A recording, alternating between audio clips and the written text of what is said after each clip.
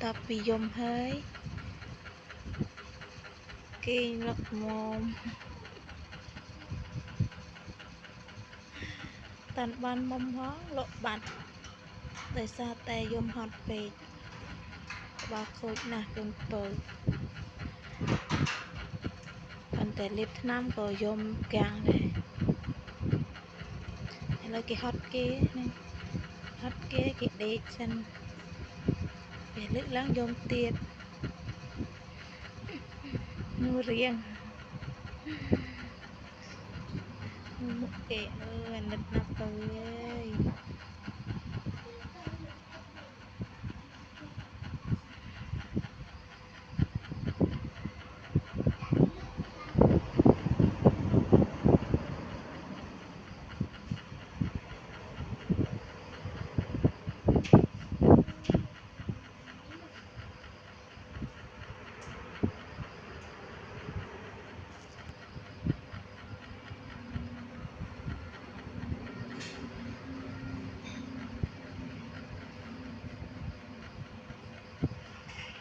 mày đây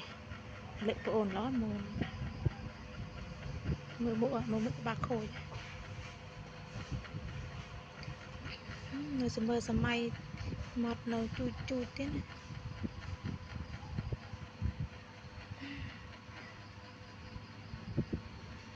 mưa chẳng thể vay phạt thế